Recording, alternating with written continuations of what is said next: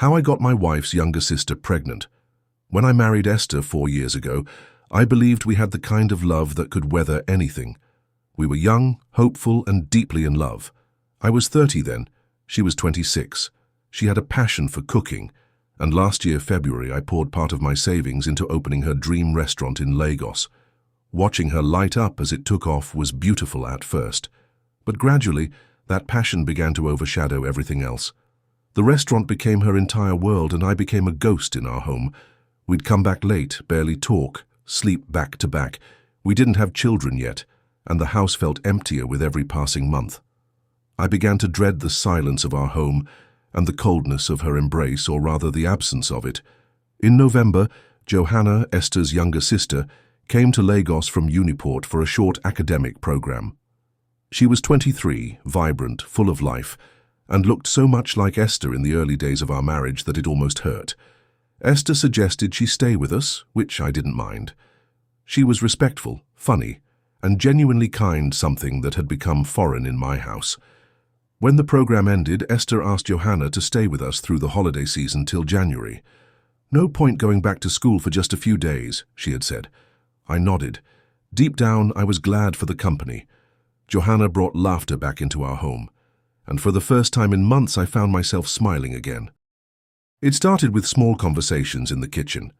Late nights when Esther was still at the restaurant and I was home alone, Johanna would join me on the couch. We'd talk about school, her dreams, my work, life. Sometimes we'd cook together, laugh at silly movies. I saw in her what I had lost with Esther: attention, curiosity, warmth. I swear I tried to ignore the way my heart skipped when she smiled, but there was a night, a rainy Friday, when she fell asleep on the couch next to me. I should have stood up, I should have gone to bed. But I stayed, and something changed. The silence between us became charged, dangerous. The first time it happened, it was a mistake. At least that's what I told myself. A dark, quiet evening when I came back soaked from work, tired and frustrated, and Esther had called to say she was sleeping at the restaurant because they were short-staffed. Johanna came to my room with a towel. She was concerned, and when our eyes met, something inside us broke. We crossed a line we could never uncross. The guilt came crashing the next morning, but so did the hunger. We couldn't stop. Even after she went back to Uniport in January, I found myself traveling almost every weekend to see her in Port Harcourt. I told myself I just missed her company, but each visit ended the same way, with us tangled in sheets, pretending the world outside didn't exist. I don't know why I never once paused to think about pregnancy. It sounds stupid now, but in those moments, all reason melted. I'd forgotten that women still get pregnant. Maybe I didn't want to remember. Maybe I didn't care. Then in March, Johanna called me. I was in the office. I remember how quiet her voice was.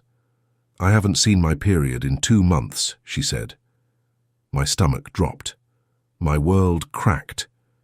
I wanted to believe it wasn't real, that this was just a cruel joke.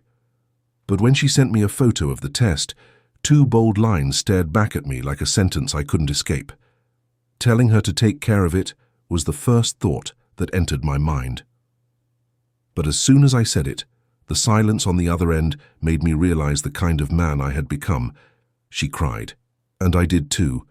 She was just 23, my wife's younger sister, and I was the father of her unborn child. The weight of it crushed me. I began to withdraw from everyone. Esther noticed. She thought it was work stress.